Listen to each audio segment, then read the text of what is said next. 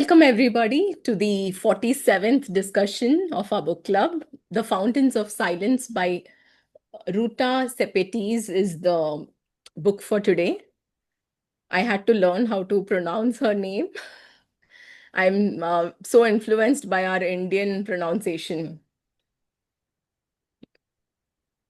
So I thought I'm hoping to stick to this. I'm hoping to talk about the book within 20 minutes. It's going to be a challenge. And I thought we can just maybe go around and share our views of the book.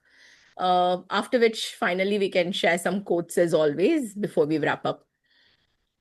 So we'll see a bit about the author. There's really not much we know much about her. Actually, she speaks a lot about her writing process and other things, but not much about her personal life or stuff. And I think her writing tells it all.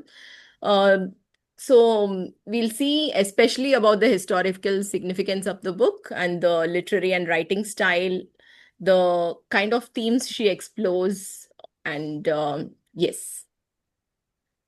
So Ruta Sepetys is a Lithuanian American author of historical fiction. She is also the daughter of a migrant, and she is a number one New York Times best-selling author and an international bestseller. She's the winner of the Carnegie Medal, and she has also been honored by the American Academy of Arts and Letters. She is the first American writer of young adult literature to speak at the European Parliament and at NATO. Her work has been published in over 60 countries and 40 languages, and many of them are currently in development for film and television too. Uh, so all her stories have a the one common thread between them is that she's actually called as a seeker of lost stories. There are various small incidents, small but very, very significant incidents in history, which aren't really mentioned as much as what they should be. And her wish has always been to give voice to those who aren't able to tell that story. Is my screen getting dark? Sorry, 1 minute. Yes, sorry. It's fine. Yeah, now it's good, right? Okay. And so Sepetys excels in shining light on lost chapters of history. And this visceral novel proves a memorable testament to strength and resilience in the face of war and cruelty. And often this has been a constant theme in all of her books, where she tries to find out some part of history which has been forgotten and give voice to it. So before I speak more about the historical significance, so the whole story takes place in 1957 Madrid, and Spain is under the leadership of General Francisco Franco during this period. I just thought, I had to read up a lot about the Spanish Civil War and Franco coming to power and how he actually ruled for so many years. And how did actually Spain move back to democracy? So all these were questions of interest to me. So I'm just going to try and sum it up a little bit and share it with you too. So in the 1930s, Spain was in complete chaos. So there were deep divisions between the rich and the poor, and the church and the secular society, and also between the landowners and peasants. Discrimination was there a lot, and there was a huge economic divide between the people, the haves and the have-nots. And everyone had a very different idea on how Spain should be run. And in this period of time, in 1931, Spain became a republic. So they removed the king and they had a democratic government. And for the first time, they were having, they voted someone to power, and it's a democratic government has come into play. So what happens is immediately there's a lot of bold reforms are introduced into Spain. So there's land redistribution which happens. The power of the Catholic Church is reduced. Women are given the right to vote, and all these good changes are brought in, but very quickly. And these changes make various powerful groups angry, like the military, the church, the landowners, and all the other conservative parts of society. They felt their way of life was under threat. So by 1936, Spain was very sharply divided. On one side, we had the Republicans who supported the democratic government, and these were all the left-wing parties, the trade unions, the workers, writers, peasants, intellectuals, and on the other side were the nationalists. These were the conservatives, the monarchists who believed that the king should come back. You had fascists like Hitler and Mussolini. There were rich landowners, the Catholic Church, and a very huge part of the army. All of these people were in support of the nationalists. And both the sides feared that the other side would destroy Spain. So the tensions kept rising between them. And then in July 1936, the military led by Franco, General Francisco Franco, staged a coup. And the coup was actually not a success, but however, uh, you know, this coup led to the Spanish Civil War, the war between the Republicans and the nationalists. And between 1936 to 1939, the Spanish Civil War continued. And Republicans controlled some of the major cities like Madrid and Barcelona. But however, much of the countryside and all these smaller towns were actually controlled by the nationalists. And of course, the world watched, and we had the Hitler and Mussolini, sent planes, weapons, and soldiers to help the nationalists. And the Soviet Union, Stalin, helped the Republicans with weapons and his military advisors. And many ordinary people from around the world, like writers, students, workers, etc., volunteered to fight for the Republicans. And they came and they fought for them because they believed this was a fight against fascism. And so in support of their ideologies, they also joined the fight. the there was a lot of brutality committed on both the sides, and terrible atrocities happened. There were executions, bombings of civilians, destruction of towns. So this is an image of Franco and Hitler together during the Civil War period, and this is Franco with Mussolini. And in 1937, there was so one of the incident which happened was the bombing of Guernica by German planes, wherein hundreds of civilians were killed, and this kind of shocked the world. And the horror of it was actually what inspired Picasso's famous painting of the same name, Guernica. And so, meanwhile, while the civil war is going on, Republicans were slowly falling into a disarray.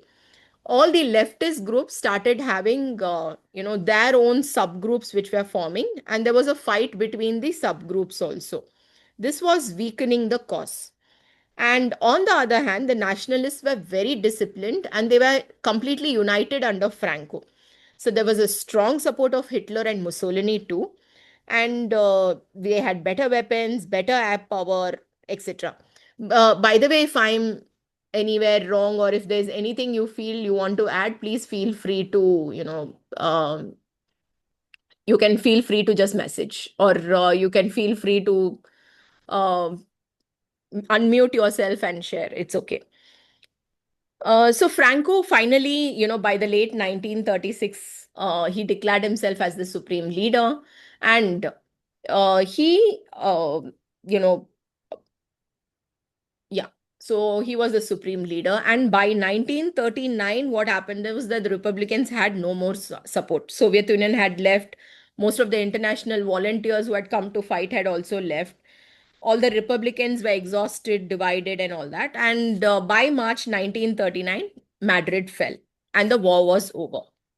So, immediately, as soon as the war was over, sorry, I just want to see there's a chat message. Okay, there is a documentary on Franco. Okay. Uh, we'll definitely check it out, Shamal Raoji. Okay, my camera is moved up. Pooja, thank you. Is it better now, Pooja? I hope so. I don't know. I can't see myself. I'll change it later. Okay, so continuing. So as soon as the war ended, after the Spanish Civil War ended in 1939, and Franco became the dictator of Spain, initially the people were very relieved because they felt the war is over and now, you know, things are going to get back to normal. However, that was far from the truth. So the war was over, but they did not find any peace.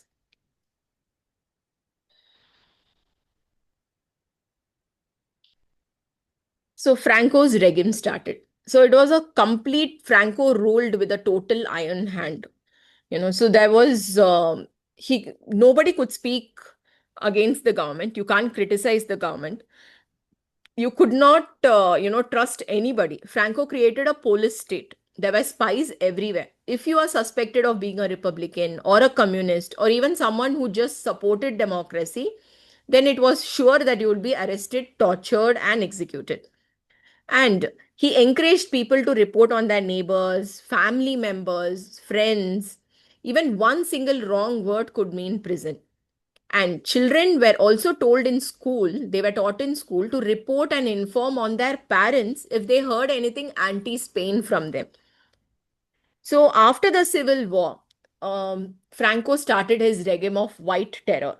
So where he tens of thousands of people were executed, and many more were imprisoned in harsh labor camps. Republican women were treated cruelly. They were paraded through the streets with shaved heads. They were forced to drink castor oil, which was considered as a form of humiliating them. Children were taken from Republican families and they were given to families which were loyal to Franco, or they were raised by Catholic Church in orphanages. So it's estimated that more than 100,000 people have been buried in unmarked graves. And even today, families are still searching for their loved ones. So Franco had banned all, political parties except for his own. There was no elections. The press was censored. You couldn't print, say, or publish anything that criticized the government. All schools were tightly controlled, and the entire truth about the war was erased and it was changed. And Franco was shown as someone who had saved Spain from chaos. And this was what was taught to the kids, and they were told that obedience was a virtue, and also the people, if they wanted a job or wanted any safety, then they had to be loyal or at least pretend to be loyal.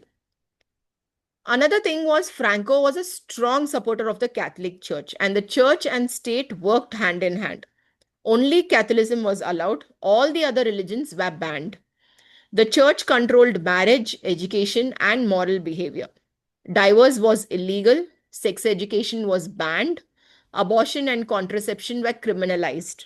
Women had very few rights, so they needed their husband's or their father's permission to work, open a bank account, or even travel. The ideal woman, according to Franco, should be a housewife, a mother, she should be an obedient Catholic. So if there was a woman with strong opinions or any form of independence, immediately she was punished. Now, amidst all this, another thing that Franco did was he wanted to keep Spain isolated from the world. So he rejected help from all outside world and he followed a policy called autarky, where he felt that Spain could become self-sufficient. However, this was a major failure. There was food shortages, there was poverty, and there were long lines of queues for just some basic goods. Most people lived in slums and they struggled to survive. Most of Europe had rebuilt itself after the World War II. However, Spain remained stuck in time. By the time of 1950s, Franco realized that he cannot continue like this anymore. He needs support. So he threw open his doors and he welcomed US support. And US supported him because he was anti-communist, and also that was one of the reasons why the rest of the Europe also had supported Franco. So now once that American money was coming in and tourism was getting promoted in Spain, the economy improved. However, Franco did not do anything to give any kind of freedom to the people. There were some secret left-wing groups, student groups, worker groups, etc. However, they were constantly being raided. There were strikes, protests, and They were constantly being arrested and stuff. Even in fact, in 1975, when Franco finally died, even the year before that, there was this famous young anarchist called Salvador Puig Antic who was executed by the garrote. Finally, and okay, so this is the famous Castellina Hotel, the Hilton Hotel, which comes in the story. So finally, in 1975, Franco dies with old age and sickness. Before his death, he names Juan Carlos as his successor. So Juan Carlos is from the royal Spanish family. So he's basically King Juan Carlos. But the king actually he surprised everyone. Franco had hoped this Juan Carlos will continue to preserve the system. However, the king surprised everyone, and instead of continuing the dictatorship, he began to slowly transition to democracy. And that's when Spain slowly opened up, political parties returned, elections were held, censorship ended, women gained back their rights, and the nightmare was finally over. Okay. So this is the Valley of the Fallen, again, another monument which is spoken about in the book. And this was a statue of Franco, which was removed in the year 2008. Now, surprisingly, in Spain, till date, there are still people who believe Franco did the right thing, and Franco is the greatest leader, and there are people who believe otherwise too. So, in 2008, after the statue of Franco was removed, so you can see here the group of far right sympathizers giving the fascist salute before the empty plinth where the statue used to be. So this is just a timeline of how Franco was ruling for a very long time. And the Fountains of Silence has received a lot of praise, for one of the things is for how gripping it is and full of the twists and turns and revelations, and also for the beauty and terror which is there in the book, how love, loss, and also the national shame. It's a shame for the country on how it is, but the way she portrays it and shows the generosity of the spirit of the people around her. His it's so she's considered as the finest writer of historical fiction today. I'm going to just talk a little bit of her writing style, and then I'll hand over to all of you. Would love to hear your opinions too. So, Ruta Sepetys actually writes young adult historical fiction. However, she's called as a crossover novelist because though mostly the protagonist and other characters in a book are maybe young adults. However, the themes which she explores are actually on, I would say, very important historical adult themes which are enjoyable for everyone to read. And so this is the reason why she herself says that she's been blessed to have both youngsters and adults read her book. One speciality of her reading is her books is the amount of research she puts into them and the historical accuracy of her novels. She has a Most of the books have a multi-perspective narration, and you see the story through the eyes of many people, which makes it a much more immersive experience. Her language, her writing style, and the way she describes the locations, the characters, their feelings, everything makes her reading her books really a delight. And another thing she's been praised for is for her authentic dialogue. Because though she may not really be from the places she writes about, she's able to bring out an authenticity of how people speak in that particular place. She focuses on marginalized voices, and her writing style is usually very, she has these short quick and very vivid chapters, and therefore the pacing is very quick, and you don't really feel the length of the book. It's a fast and an enjoyable read. Um, and she says one of the ways in which she makes her book strong is a process she has, which is a constant revision process. So she says she writes 50 to 100 pages, and she has a writing group with who read the book and give her an instant feedback. She works on them again and then writes another 50 pages, which again goes to them. So she doesn't finish a novel in its entirety at the beginning. She is constantly reworking on it, and you know so she finds that as her as a process that works for her. So before I go to the quotes, let me stop share, and i hope i I hope you found the whole historical thing interesting. Yes, very. Yeah, thank you very much. It's Yeah. really very well and nicely put, the whole historical thing. Thank It, you. Very vivid descriptions. Very good. Thank you, thank you, thank you so much. Especially in with the this, images from the time, you Hmm. really like it was very engaging to see all the images, and especially the ones that we saw in the book, and Hmm. to see it that I mean I didn't have time to like look into it, but so it was very nice to see those images. Oh, thank you, Pooja. So I tried to use ones which were not which were not in the book, but actually the ones in the book I think are not even there much online. So she must have probably picked it up from the original sources. So these are whatever I could find on Getty Images and other places. actually, during the same time, in Hmm. the Dominic Republic also, Hmm. there used to be one person, Trujillo. Okay. And exactly almost the timeline is same. He's a dictator again. Oh, And there is a very nice book by one Alvarez, In the Time of Butterflies. It's about that Trujillo's time. He's also again the similar dictator and cruel and all that. He was. okay. In the Dominican Republic. Almost similar timeline. Okay. Heard of it. I haven't read it. Julia Alvarez, In the Time of the Butterflies. That is the Okay. name of the book. Name of the book. Okay. Yeah, yeah.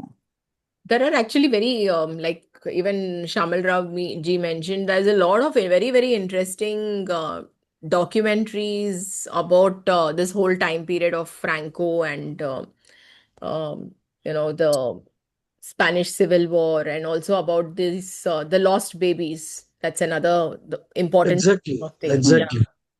Even a writer has taken 4.5 pages. Books actually she has listed out resources from Mm, where Hmm. she yeah. researched and brought it out. A very well researched book actually. She Mm, had a grip.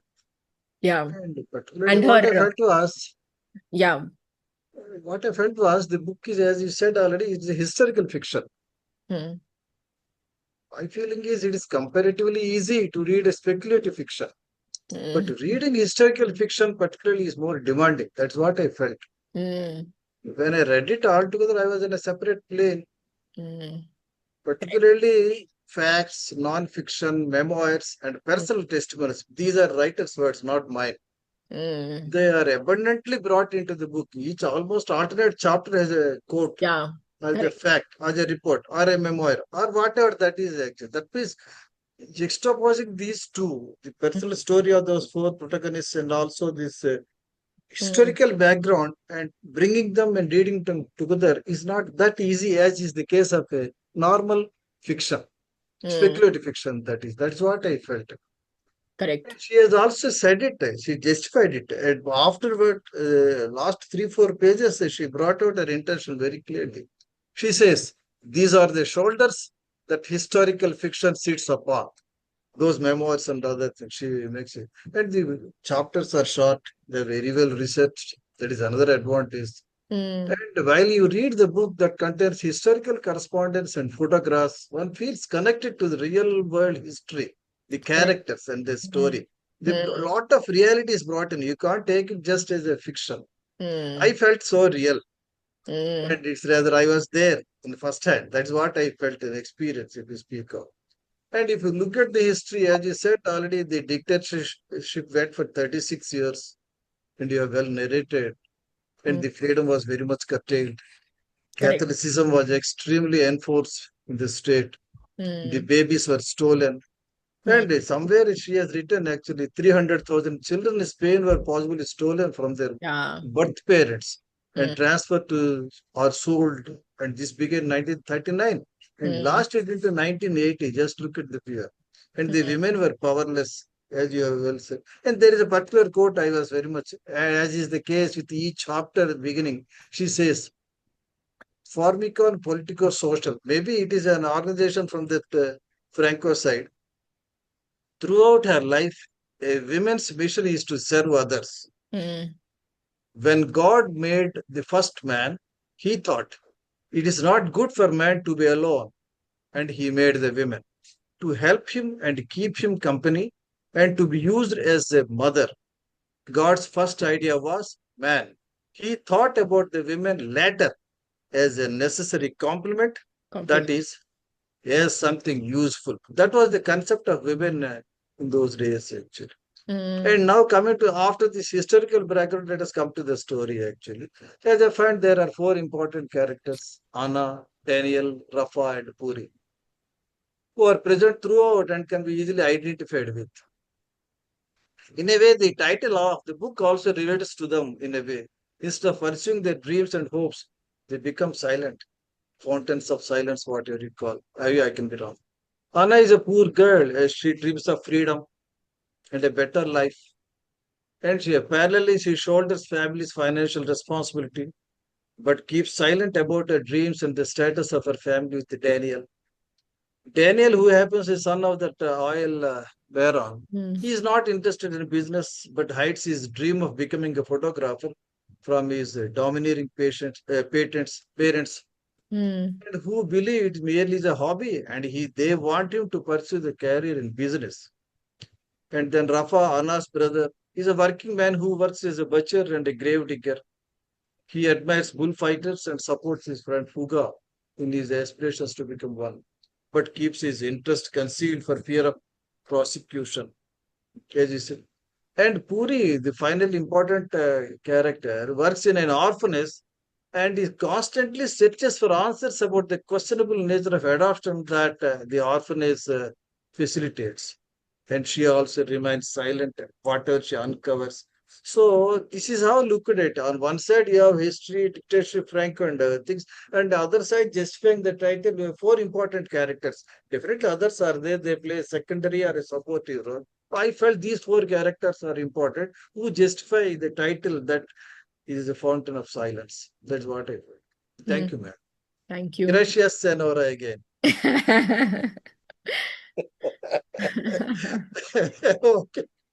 So her sources are also really very good. She's like, and when you see the sources, it is very clear, like that parallel with the characters, most of the sources, if you just had gone through, like for example, there is this article, the untold story of the Texaco oil tycoon who loved Ah, fascism. ah, So please. yeah, so there is a lot of the parallels, and there is also another documentary which she says actually was the inspiration between Rafa's character and their attempts to Ah, bullfight and other things. So yes, yes, yeah, so everything is in a way based on reality, which is why I think that feeling of realism was also there so much. And like you exactly. said, yeah, and like you And when you speak of Wolfite, that said, character Fuga, I liked very much actually. Very strong, mm, stoic natured character that one. I yeah, liked it. yeah. And immediately Ernest Hemingway came to mind. And in the list of books she read, there is Ernest Hemingway's book also is there. If you Mm, get it. It is there.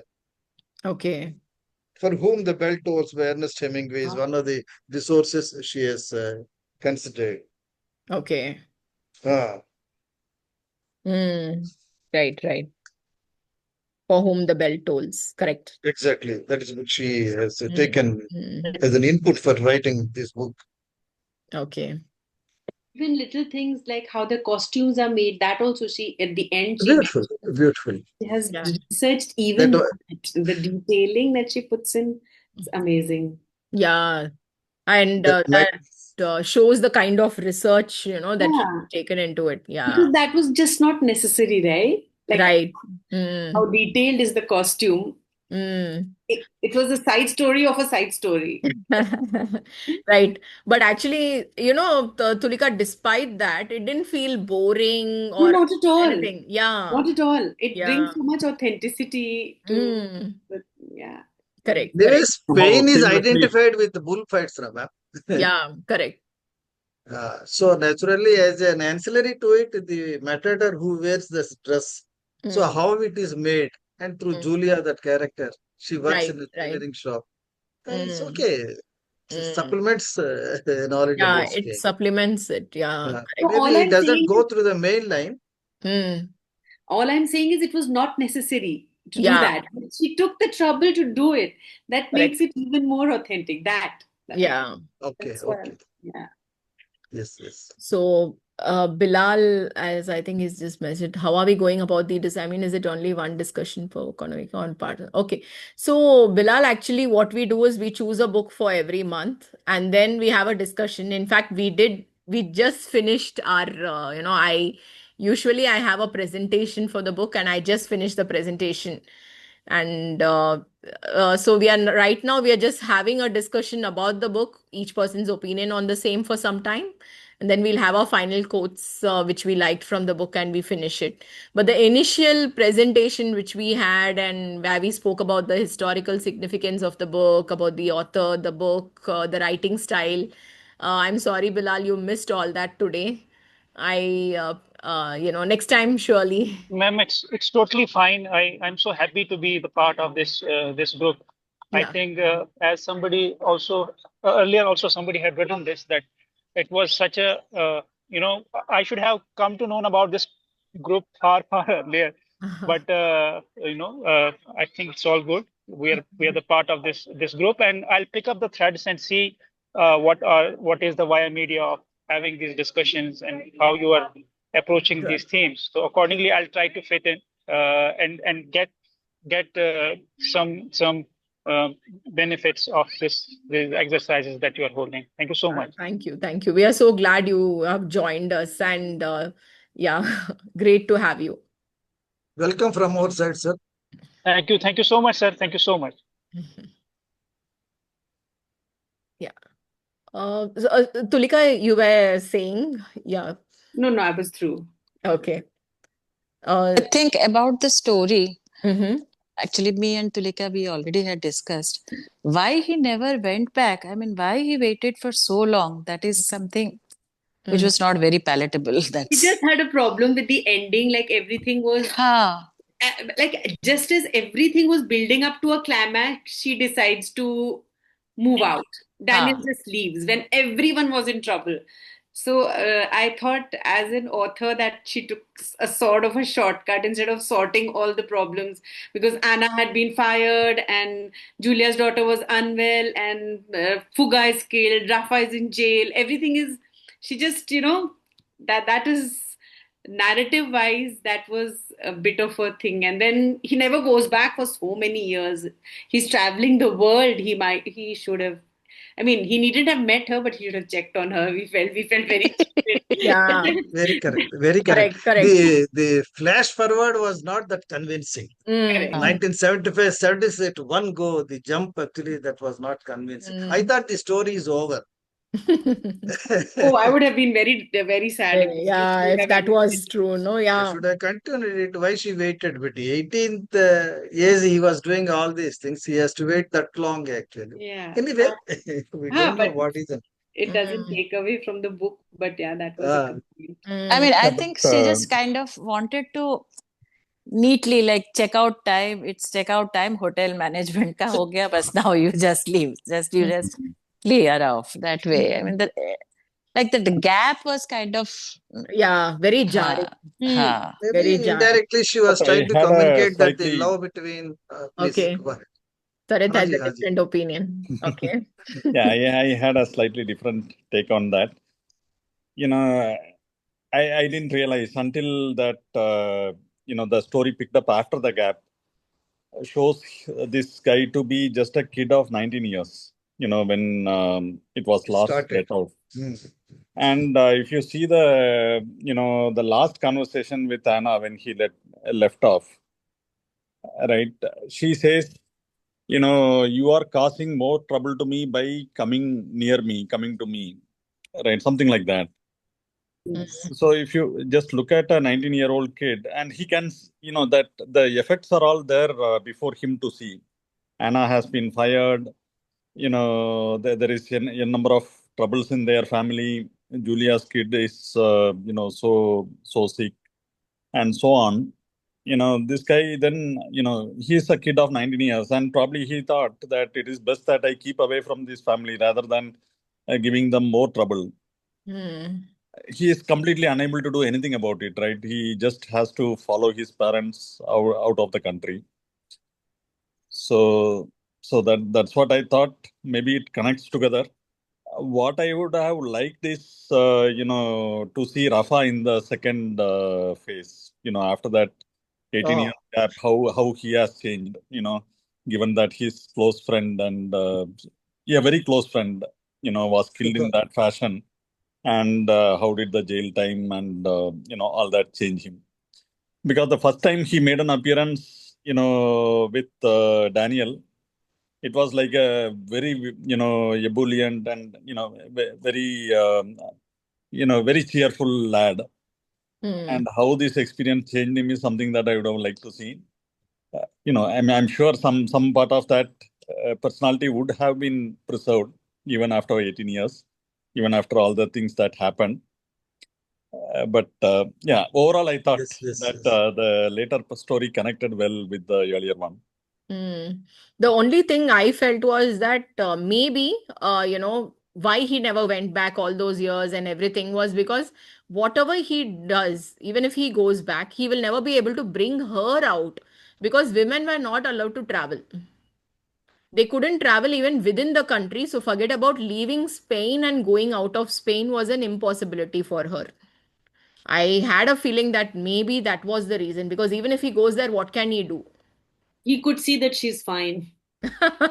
Yeah, Yeah, but I mean, think of it logically. Like if there's Hmm. somebody who you really care for, you don't Hmm. need to meet them. But he could have.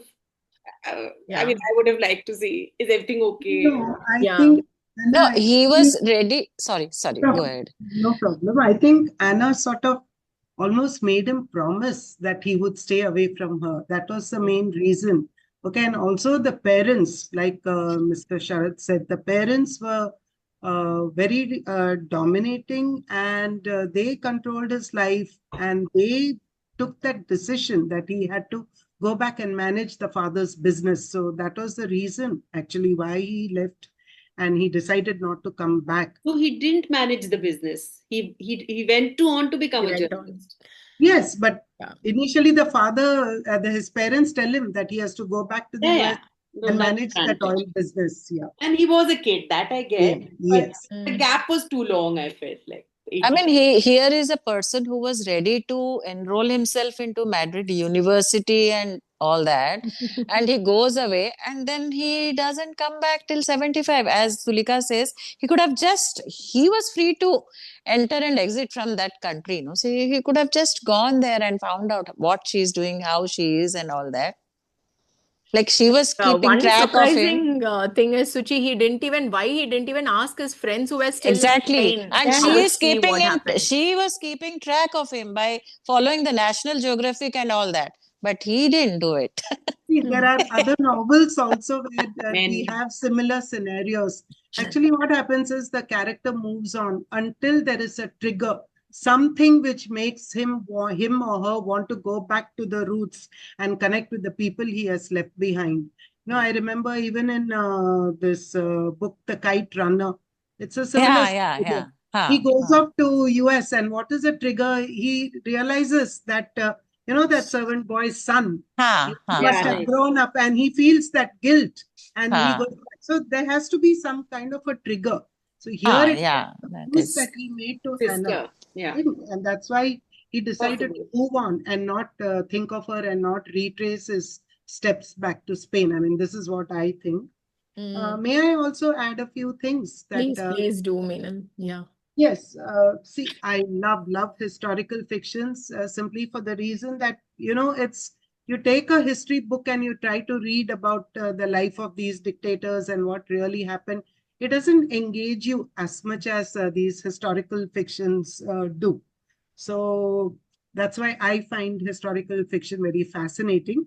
Achna, you made a comment that like Ruta Sepetys is one of the best historical fiction writers today.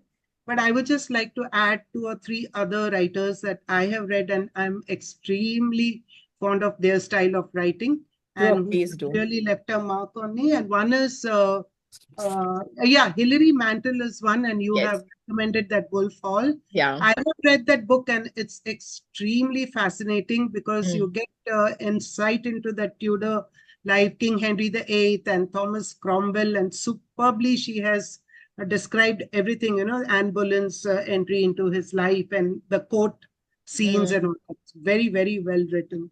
Only thing is, Ruta's language is very simple. So, like, that's why it's classified perhaps as young adult fiction because it's with short chapters and fragmented sentence and fast pace. Whereas Hilary Mantel is a very difficult read. Her books are, really voluminous, and she goes so much into detail with very high level of English, but still superbly written. 2 other writers, I thought one is William Dalrymple. Okay.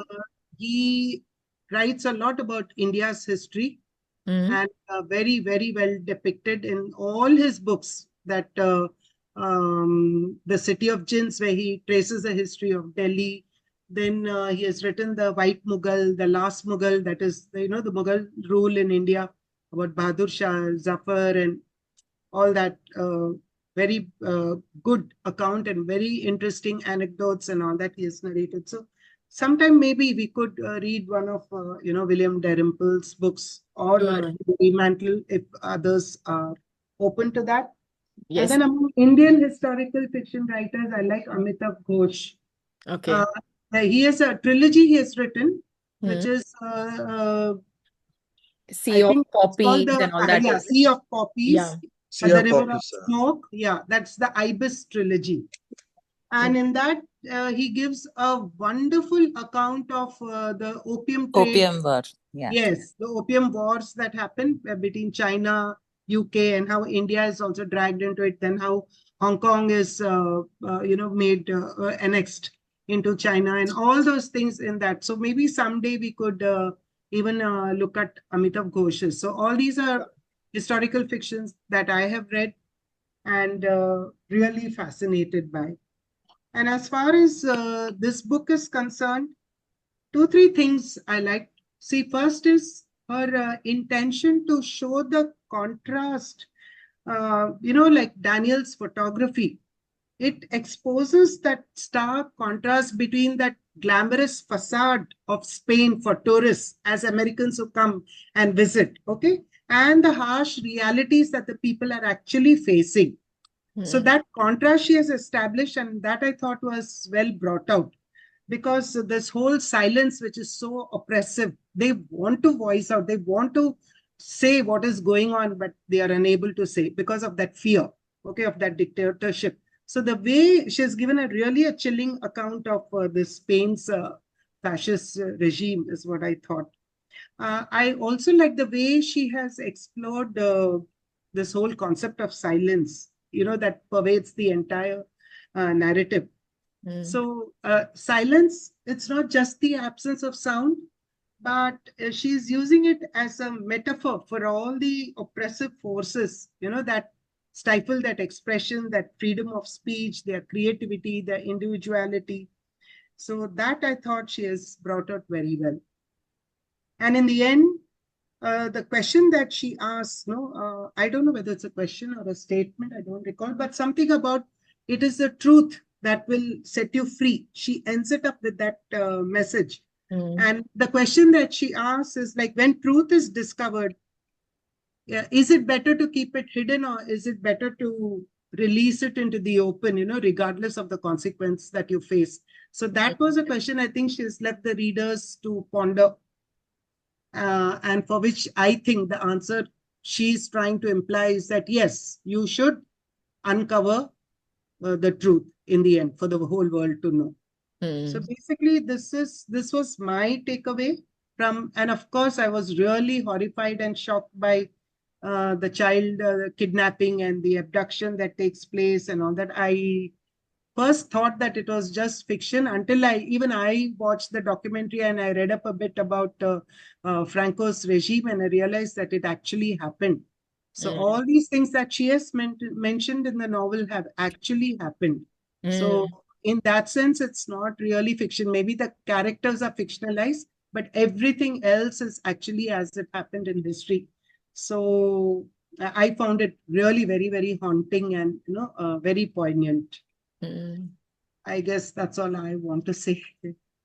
And so till how late, and even in the like 1980s, 1990s, and like it's surprising. It feels like it's such a it's a period of time which is so close to the current period.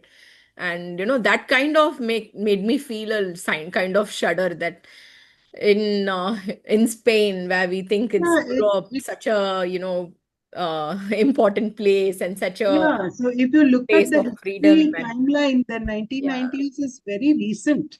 That's what. It's not so many years back, so it's very recent that this has happened. Correct, Yeah. correct. I'm sure such things are happening in the world even now. That's what. In the world. It's interesting how all dictators kind of have the same modus operandi. If you see North Korea, the same thing, Yes, Yeah, nationalism. We'll even yeah, have in Cambodia, we had Pol Pot regime. Pol Pot, yeah, yeah, the regime yeah. there also genocides all happened. the principles are the same. Like we'll become Correct. self-sufficient, we will separate from the whole world. It's exactly what's happening in North Korea and what happened in Spain and other Yeah. places. No, I mean, the surprising thing is, like, Stalin was doing exactly same thing. He was prosecuting people and all. Mm. And of course, he was at the other end, like, and A this, communist, yeah, he was a that's the communist whole message. regime. And Yeah. Franco was with Hitler and Mussolini, was also same. Yeah. So it's all autocracy. That is what it is basically. Yeah. I wanted to bring up Yes. something Yes. that we already touched on Mhm. about the plot point that the book feels very abrupt when the part two starts with the big leap in timeline. Mhm. So even I found it extremely like, okay, I need to take a break here and then maybe read in a few hours because it was too jarring. Mm. Because everything is left Solved. like nothing is resolved. But I wanted to think of it from a writer's point of view. Mhm. And one of the things that I feel like while reading, especially new adults and young adult novels, is that we have to keep in that audience in mind. Mm. So there is a lot of sanitification of brutality to an extent, which a more mature audience can, you know, palate and digest, whereas the audience for which this book is written Mm. might not be. Correct. Another intention of this author, which you spoke of, that she has brought out a lot of unexplored things that have happened in history of many countries.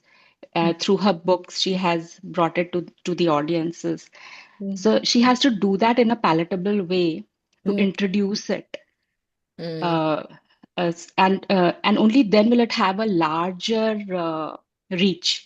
If it is too brutal, there won't be larger reach for that topic, and that's why her at the end when she says, go through my research, like look at the memoirs and the historical documents. She insists that the readers do that. Mm. That is her way of introducing something, and then from there, the interested audiences can go and explore more and read uh, more raw information than the sanitized version that she has uh, mentioned.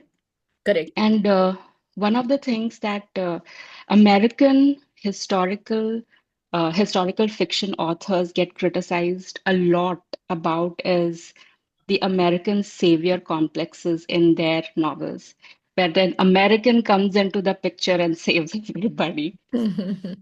So I felt that she sort of stayed away from that, and through the young character of Daniel, she sort of shows that he's powerless, even though he's American, he's powerless to make any effective change for the characters True. he's interacted with. Yeah, that's very Even though, well. Yeah. yeah, even though he is the son of a person who's shaking hands with the Franco, yeah. Fash Franco, yeah. So even though the proximity to the power is such, he's still powerless in all that. And so we have to look at it from that angle of the audience for which it is written. Yeah, And that is someone mentioned that the chapters are small, the pacing is fast. It's all because it's written with a for, particular audience yeah, in mind. yeah, you're right. Right. Yeah. Pooja, So just I felt to like, add to what you said, no? In fact, rather than the American savior complex, I read one of those non-fiction paths where very subtly it mentions, that if it wasn't for America, probably Franco's regime would have ended much earlier than what it was. Exactly. That is, yeah, yeah, yeah. They wanted to keep him in power so that they could build their military bases And in fight Spain and against, expand. yeah, Yeah, the communism, anti-communism yeah, fight. anti-communism, that Yeah. is, yeah. yeah. And that is something that we see repeated with American actions even till date, where they support certain things, even though they don't personally would support it, but strategically it makes sense for the country or whatever. So that angle is also there. Correct. They manufacture arms and ammunition. So it is in their interest that the world is at war so that they can supply their arms and ammunition, and keep the war going, and it'll fill their coffers. Exactly. Very true. Yeah. And another thing, the point which you mentioned, Pooja, about sanitification, yeah, that has been mentioned a lot of places also.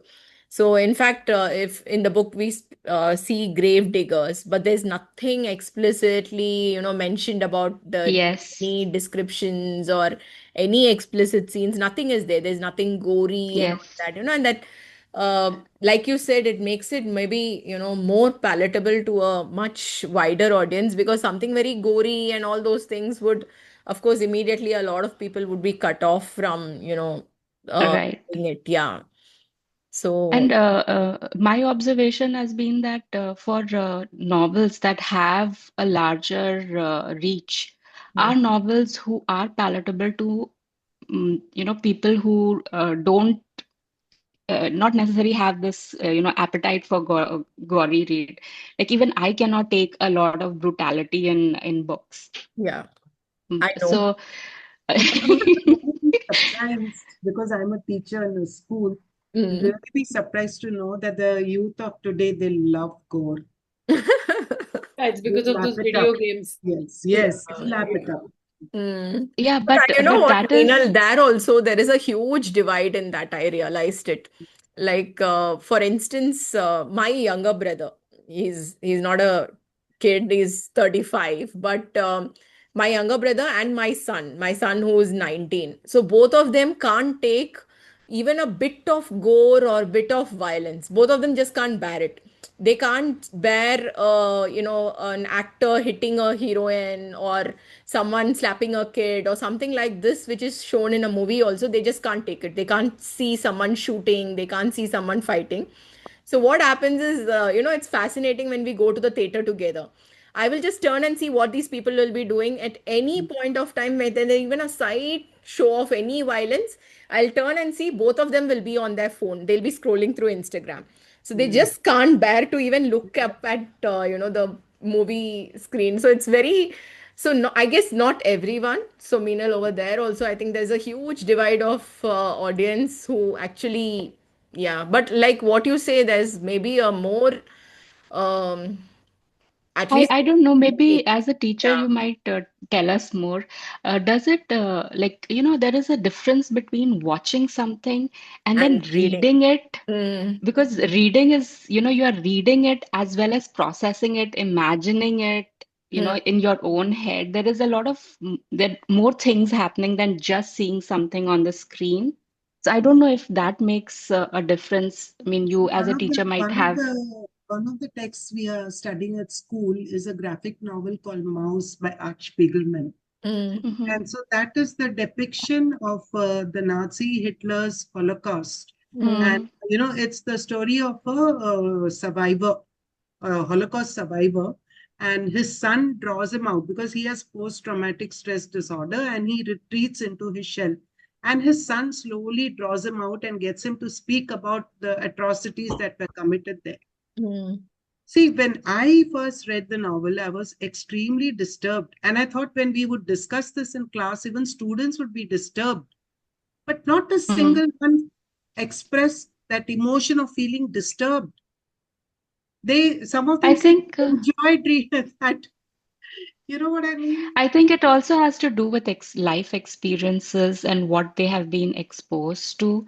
Yeah. Uh, I don't know how much at that age kids are They aware all of the, very sheltered lives and they yeah, all come from really affluent backgrounds. yeah, So they haven't. So, but I'm saying, not there yeah. wasn't an iota of feeling disturbed or, striking a chord in their hearts in that sense or feeling, identifying yourself or feeling empathetic towards it. I didn't get those kind of reactions from them. Mhm. mm. So, just as a personal experience, I read the book of The Diary of Anne Frank Yes. in 10th, 8th, 8th or Like ninth, not grade in the eight, yeah. 10th grade. Yeah, Yeah. 8th or ninth grade, I must have read it. And I feel like I did not even grasp the brutality of what happened until in my 30s. Mm, Late 30s is when I really, really got a feel of what it was, even though I had the opportunity of meeting a Holocaust survivor in real life. Mm. Even after it was after that it all makes You, sense and you kind yeah. of relate to it. So I Mm. feel that has to be a grace given to people, Yeah. especially I feel with social media. A lot of things are exposed so much that you become numb to it to an extent. So I don't know how the younger generation feel Yeah, because I don't these are have 16, 17, not as young as eighth graders, which would yeah, be 10 of them. They are the junior college as correct. yeah. Mm-hmm. diploma program students. So they're Mm-hmm. 16, 17, pretty, and they have had a lot of exposure because they travel widely, you Mm, know, Mm-hmm. they intern, they've read a lot because the DP program, the IB program is so rigorous. So they are Mm-hmm. exposed to a lot of things. movies So make them a what, bit immune also, I feel. yeah. Yeah. So what do you feel is like a reason why, I mean, I'm sure as they're reading it, you must be having them annotate the text and, dig in deeper and, layered meaning of things and all those things. So what is your observation? Why is the connect, like understanding of the text not that good with the kids? Feel they are disconnected from the real world.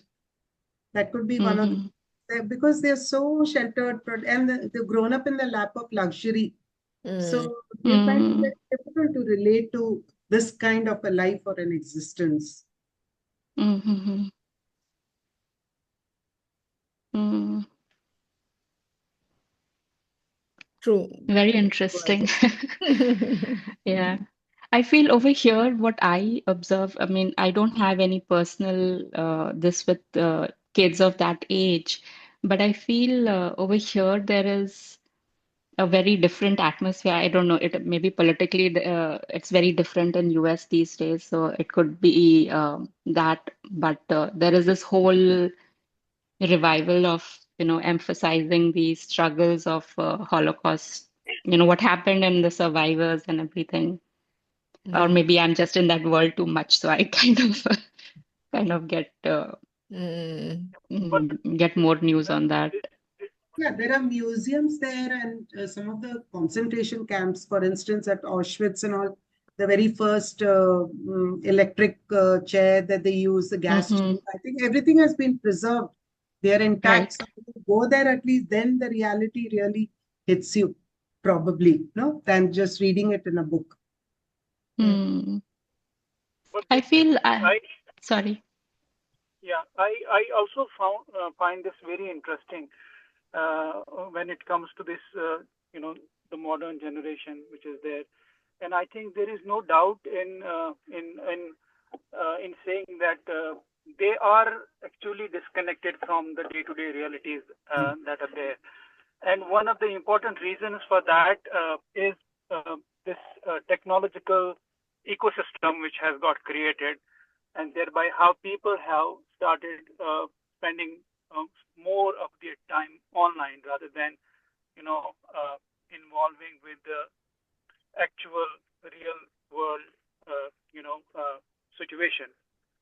So, I think this is also something which has made this modern generation very vulnerable to the pressures or to the stressors that are there, because when you actually engage with the real world, you are able to develop many such traits within your personality, which go a long way in enabling you to face the world, face the ups and downs that are there. So I think this is really something that, as parents or as teachers or as researchers, we also need to kind of zoom in on that. Yes. Yeah. Another thing I feel that I'm not sure this was my experience. We didn't read a lot growing up as part of our curriculum. If someone was interested in reading, they would read at home if that was encouraged, which again, in Indian families, I don't see reading fiction, especially, is encouraged a lot. But we don't encourage a lot of reading of the brutalities that happened within Indian, partition time or war time.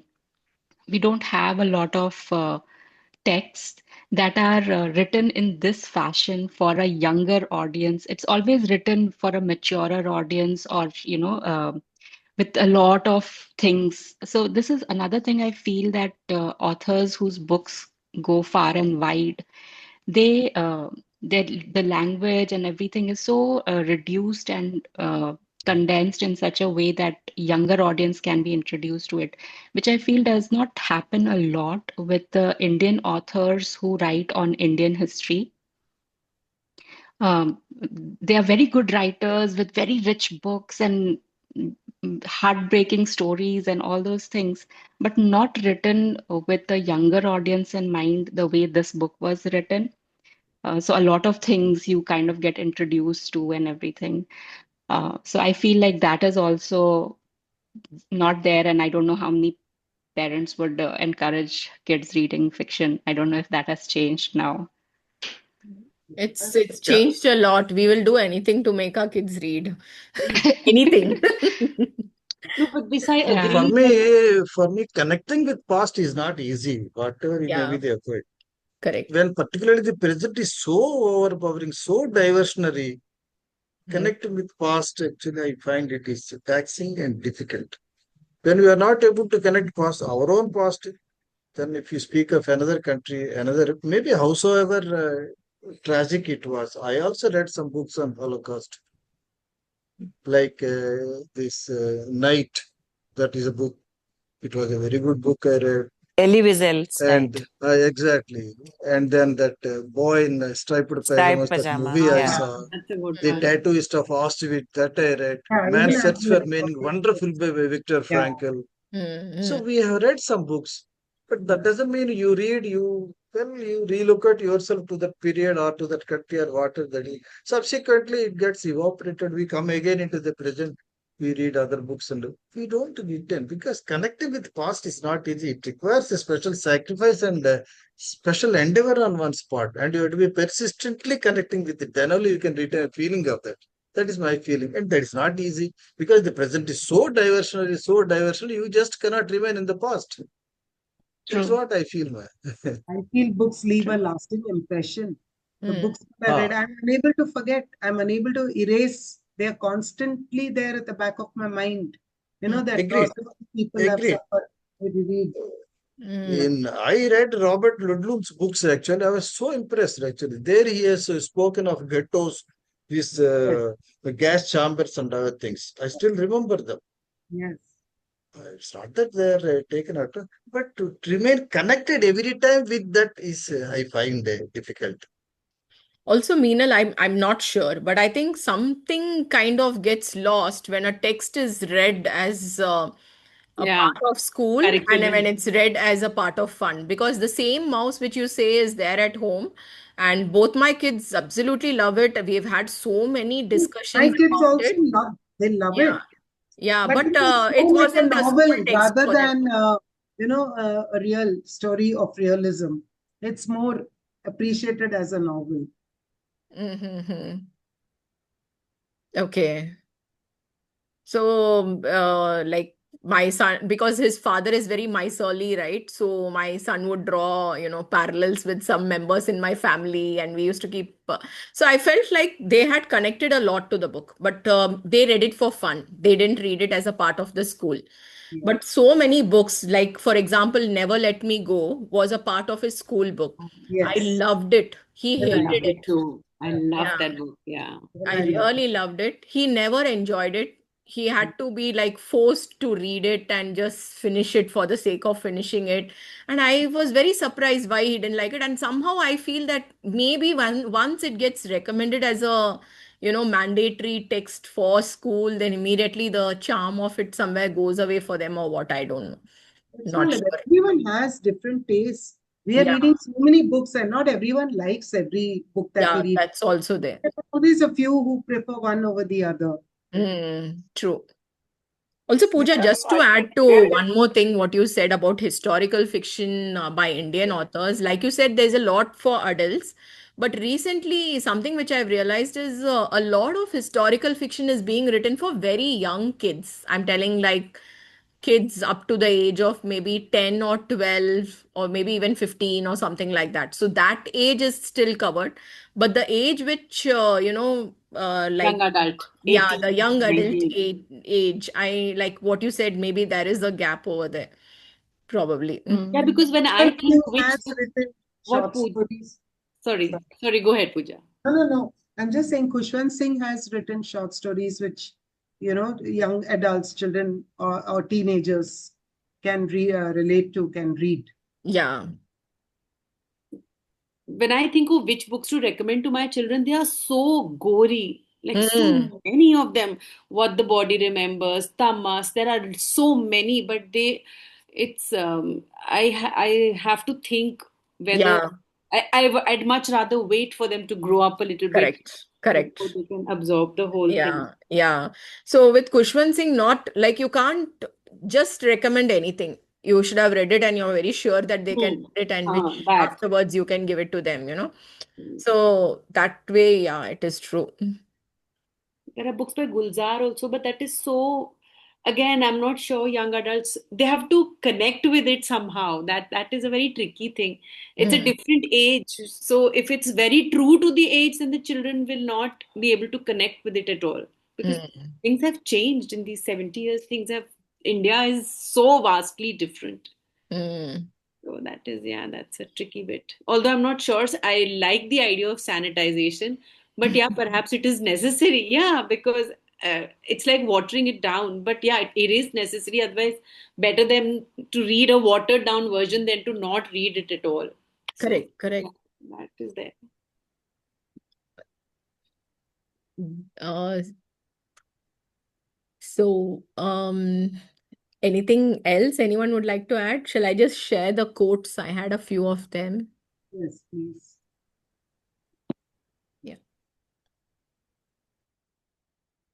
So, so this one was really stayed with me a lot. The first sentence of the book. So we have only died if you forget us. Mm.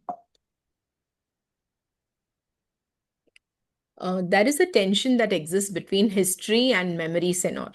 Some of us are desperate to preserve and remember, while others are desperate to forget. Sometimes the truth is dangerous, but we should search for it nonetheless. Without fear, we will never meet courage. Through my own struggles, I've learned that knowing is something that evolves. What we think we know can be quite far from the truth. It is better to have no parents than the wrong parents. This one we had a big discussion with the children also. Oh, okay. Big quote, it's better to have no parents than the wrong parents. This is very Yeah. provoking. And it is so difficult to define the term wrong, I feel, when it Exactly. comes to parents. Exactly. There is nothing Correct. called wrong parents. I mean, that Correct. is No, imagine parents. really criminal parents, Uchi. Huh? Imagine criminal parents. Then But whatever it is their parents. So No, I was thinking of other things also. Like, for instance, you know, like we belong to a time when our like parents would be like angry, okay, give one that and then carry on. But correct. now that would be like it was a criminal wrong. What a bad parent to have. They gave you they hit you on your back or something, and how could they have done this? How could they have raised their hand? Like, I've been hit by my teachers so many times, and I loved them all, and I'm very sure they didn't, like, it's not like brutally beaten up or something, like one foot at point of times I've had. So I've like I somehow, I don't know, so it belongs to a particular. Now, for instance, now if any teacher would even slightly tap my son, I would like lose it. So I don't know. I think intent would matter there. Yeah, yeah. So, for instance, Tulika, I remember an instance where, the papers were being distributed, and my teacher was like, "How dare you get this mark?" And she gave me she hit me one. And I was shocked. I went, I took my paper, and I saw, and it was the wrong Archana. There was another Oh, Archana in my class. And I was like, "Ma'am, you hit me." take it back. And, yeah. And then she patted my cheek and like, "Sorry, Oh. sorry." So, you know. Yeah. Yeah. But now that might create a huge ruckus if it had happened. Different times. Yeah, yeah. So So I this don't quote, know. Yeah. sorry, this quote is like if we take it in the context of what it was written in the book, In the book, where yeah, the that's children are being taken away from parents because they our resisted Republicans. Yeah. oppression. Yeah, Mm. that Uh, is entirely. so in that context, context, there is it's wrong very parent different. is very Yeah, different. Yeah, Yeah, Yeah. that yeah. is the thing. Correct, correct. And what Archana was saying, that if there is an abusive parent, if Mm. there Then is a that is parent who is yeah, harming a child, and Mm. then yeah. that child will feel that I rather have no No parents than parents. Yeah, being abused by a parent. So the Yeah, context text matters a is lot. yeah, context correct. matters. Yeah. that What is Yeah. we won't correct. be thinking wrong parent. What is wrong parent? What is wrong, And parent? whose perspective are you looking at it from? So Mm, mm. Very As subjective a perspective, wrong. yeah, Yeah. yeah. Wrong is subjective. correct. Yeah. Mm. So, to Fuga, the past no longer exists. The future is yet to exist. He pledges loyalty to the is, not the if. This is also very beautiful, I thought, even in a wider context. Yeah. Uga I is a feel this character I like. character, Mm, I yeah, liked this so character, Uga. mm, yeah. And I feel this character was probably the closest character to what people probably felt at that time, because the author talks about the brutality that he went through and never spoke of.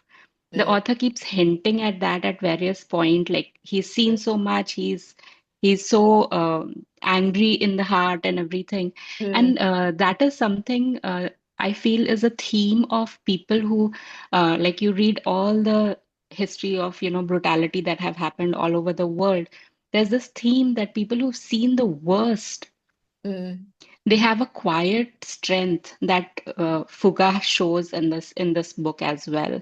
And I mm, feel this character I felt was the closest and least sanitized of what the brutality mm. must have been at that time. But they don't again explicitly mention much about it, right? Yes, they Once don't. again, they keep How saying he was like, he faced so much, he faced this, but Yes. they don't say what What he he faced. faced, yeah. Never shown on. What he faced, or just a suggestion that why he faced it, because probably he Mhm. belonged to the wrong parents and Correct. Yeah. everything. The most dangerous adversary is the one you underestimate. Is it good or bad that the defining items of his life can fit into one small box? Okay. And by the way, About the Fuga, I author's found a website is quote I very would nice. like to share. Yeah, About sure. Fuga, I found a quote. If you permit, I'll put it in. Please do share. Yeah. It is This quote impossible. made me to. Yeah, you want Yes, to read it please. out, Shamal Raoji? Kindly go ahead, ma'am. Okay. It is impossible to kill a man who is already dead. The mirror is broken, but the reflection is intact. Resurrection is possible. Hufano. You fight for the forgotten, the abused, the hungry, and the unwanted. You fight for your one and only friend, just as he fights for you. Yeah, very beautifully This written. speaks of his personality, depth of his Mm. personality, Fuga. Mm. I like this. Yeah, beautiful.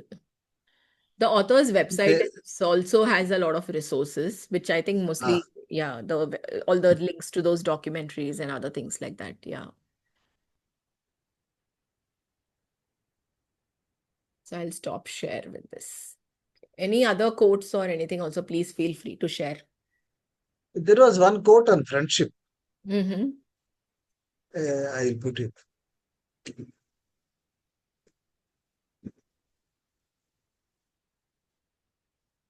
Okay. Some friendships are born of commonality, others of proximity, and some friendships, often unlikely ones, are born of survival. Very beautiful. This even I noticed this particular Mm. thing. I had forgotten. This was Thank you very much. very nice. Sometimes when I'm reading, I forget to mark the quotes. Something is so beautiful, and then I'll be like, I don't have anything nearby to mark it. And then later, when I'm making the presentation, I just don't come across it again. So it's very difficult to find it. But there are so many beautiful, I feel. Started clicking pictures. Yeah. I click pictures of the quote and keep, so then I can look at my picture. Okay, great. That's a good idea. I'll do it next time. There's Or this you can one just quote. sorry. Yeah, Sorry. sure. Please share. There's this one quote that I felt, Mm-hmm. captured the title of the book to the last line that is said, there's no truth in silence. Mm. And it kind of connects throughout the book, Mm. through each character. Like all Yeah. the four or five main characters have a sense of being silenced at Mm. certain points throughout the novel. Yeah. So, and in the end, when they are asking for the truth about the sister, Mm. whether she was taken away from the parent. There is no truth in silence. I felt that kind of Mm. went through the whole book from the front cover to the back, the last page. Mm. And even photographs can reveal what the eye doesn't see, but Mm. they Yes, also yes. project people from what they are not ready to face. Mm. Sorry, protect people from what they're not ready to Not face. ready to face. The And last that can, sentence also, no, which I think Meenal had mentioned, I think. yes. Yeah. When you discover the truth, you must speak it out loud and help others to do the same. Truth breaks the chains of silence. It sets us all free. Yeah. Yes, Pooja.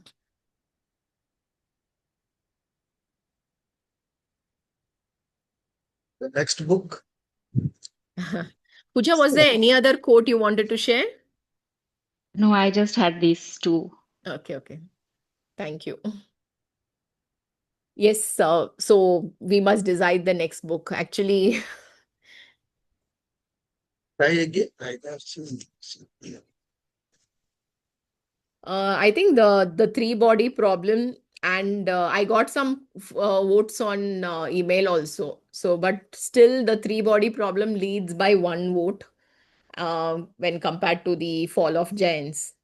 So, should we go ahead and read that, the three body problem? Has anyone read it before? I didn't read. Okay. For Tulika, me, have it you is read it? new. I have seen the Netflix movie, I think. I wanted to watch it so badly, which is why I've been waiting to read the book. So Oh, it's okay. been on my TBR for a long time. I'm happy to read it. Okay, okay. So good then. Let's go ahead with it. Has anyone read Fall of Giants, by the way? Not me. I've No. read the No. other books by Ken Follett, not the Fall of Giants, but in the trilogy there are two other books. Yeah. Oh, okay. You The didn't read the first first one, but you read the second one, is it? Yeah, something. I didn't know the order. I just happened to Oh, read it, and then okay. I realized it's a trilogy. Okay. But I love his style of writing. It's very Yeah, thrilling and correct, action-packed it is. correct. Yeah, And I when you read enjoy all Ken three Follett. to, as a row, it kind of, the impact is so good because the same family, Yeah, passes on in book after book after yeah, book. book after book. Yeah. Yeah. So the coal miners, if I'm not mistaken, when Uh-huh. you coal, it So, starts off. not just that, right, Meenal? There are families like across the world. So there's one here, one there, one in America, one here. So That I there read are, it was yeah, about that family and the generations of that family. yeah, generations of all those various families which go on and on. So somewhere it's very amazing the way he's pulled off the entire trilogy. And despite the size, it is very gripping and very fast moving. Yes, Yeah. lot So, of adrenaline yeah. So let's rush. go ahead with the three body problem then. Maybe some other time we'll get to read Fall of the Giants. Oh, Okay. thank you. Yeah, great. Thank you. Thank you so much, everybody. Thank you. Thanks for joining in. And so see you next month with for the discussion of the three body problem then. Thank you. Thank you very Bye-bye. much. Bye. Bye. Bye. Bye. Thank you. Thanks for joining in. Thank you. Thank you. Thank you. Thank you. Thank you.